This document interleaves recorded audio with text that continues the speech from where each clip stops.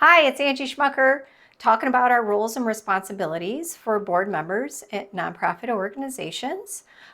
This video is about sustaining the board and the things you need to do as board member with your other board members, with your peers on the board to make sure that the board sustains itself, the things that you need to do. So, real easy one, recruit other board members. And let's talk a little bit about what is in the bylaws. You should, in the bylaws, have a length for your term. It might be 2 years, 3 years, 4 years, 5 years. I think 3 years is probably the most common, at least that's the most common that I've seen. And then it talks about whether it's a renewable term. Usually they're renewable for 2 or 3 years. And then after that, you need to step down. So because you're stepping down at some point in the future, and people are stepping down every year, there's a staggered way that people step down, and you may decide you don't want to renew. So there are people that step down in the middle of terms, at the end of terms, when they're done being able to serve. You're always recruiting and thinking about new people. But recruit new people. It's really important that your board does not have the same people on it for forever. Your board isn't going to survive, your organization isn't going to survive if you aren't always bringing new people on. Another thing you can do, really important, is just keep minutes, keep notes, records of your decisions. That seems silly, but I go into boards and they can't even find their bylaws. And when they find their bylaws, I'll ask for meeting agendas and meeting minutes. And they maybe have agendas, but they often don't have minutes. So have formal agendas and have minutes. So it's often the job of the secretary to do this. It's really the job of the secretary. But oftentimes the secretary doesn't do it and they leave it to the CEO. But the CEO has a job as well. So if you're the board secretary, be nice, take minutes. And if not, make sure that you all help the CEO and that you're conscious of the fact that the CEO is taking minutes or that somebody else is taking minutes, and that you're keeping them somewhere where everyone knows. So there are apps out there and things that you can do that. You could use Google Drive. You can use a lot of resources. Another thing you should be doing every year is choosing your board slate for officers. So in addition to voting to renew people for additional terms and voting to accept new board members, you should be choosing who your officers are going to be. And those officers serve for a certain length of time as well. So it could be a board chair. You may have an immediate past president or immediate past chair. That's really obvious who that person is. You may have a vice chair, chair-elect, something like that. Secretary, treasurer. You may have people that you also have as a vice president or head of committees. So when I served on the board for my profession, I was chair of a committee, and I also had a vice president, and those positions were voted on as well. Every year, something that the board needs to do is assess themselves. So board members should go through and assess how they've done. First of all, have they attended all the meetings? Have they paid anything that they need to pay? So it might be purchasing tickets to an event, making a gift, any financial requirements that they have, other requirements that they might have.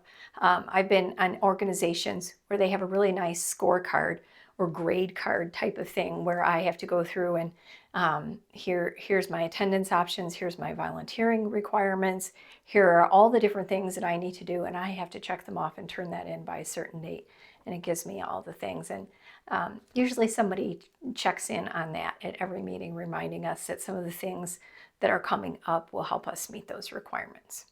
So you should be assessing yourself. Those should get turned in. And the board, some committee of the board, so sometimes there's a membership committee, a governance committee, some committee of the board should be reviewing all of those, should be reviewing people and politely asking people that are struggling to meet their requirements, what's going on?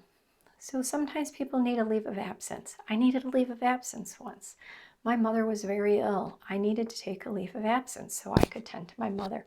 I was nice and saved everybody the trouble by raising my hand and saying, hey, I need to take some space in my life, and this is the place that I choose to take space so that I can drive to another state and take care of my mom really frequently. But sometimes people don't even remember to do that, and they need somebody to give them a little nudge and say, hey, something's going on. You haven't been coming to our meetings. You haven't been meeting the requirements. You haven't been answering the emails. You haven't been doing these things.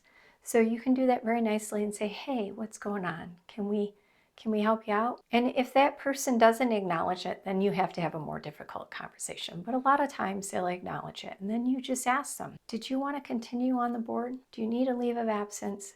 Do you want to go into a different role? We have other roles. We have other committees, other advisory situations. Do you want to take a break and come back at another time? We still want you engaged with us and involved with us. We still like to see you around, but this seems like it's really hard on you. So those are really uncomfortable conversations to have, but you can make it pleasant.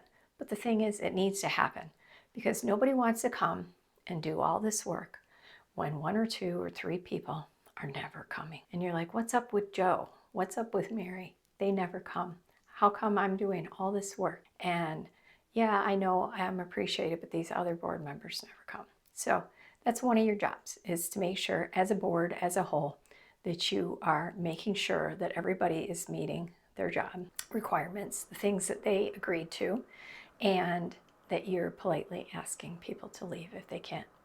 And politely asking them if they need some other situation for them that will work better. Another job that you have as a board is making sure that you're constantly improving and learning yourself. You've got new people coming on.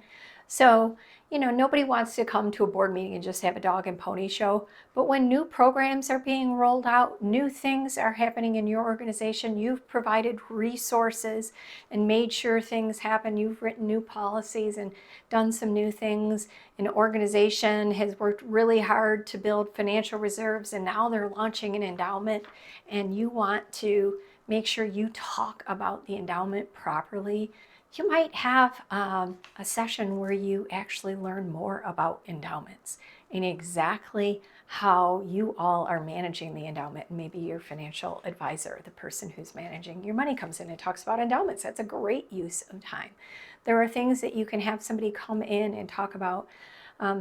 Let's say your organization is an organization that helps people in situations of domestic violence. So have somebody come in and talk about what are the statistics and why are we working with people who are very young?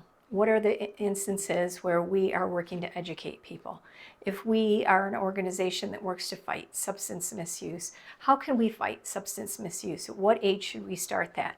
So that you are an informed board member out in the community talking about the organization, being an ambassador. So having opportunities to educate the board for sustainability. And again, things like this orientation board series on board roles and responsibilities, learning on what the roles and responsibilities of the board are. Those are things that are your job to sustain the future of the board. So those are just some of the responsibilities to make sure that the board sustains itself for the future. Look for some of our other videos in this series. Some of the ones that we've already done are duty of care, duty of loyalty, duty of obedience, and some of the things that we think are the most important. We've got some other great ones in this series about fundraising and financial management, risk management, and other things that are important in being a member of a board. Follow us at Schmucker Advising on Instagram, LinkedIn, and Facebook, and subscribe to our channel at Schmucker Advising. We'll see you soon. Thanks. Bye-bye.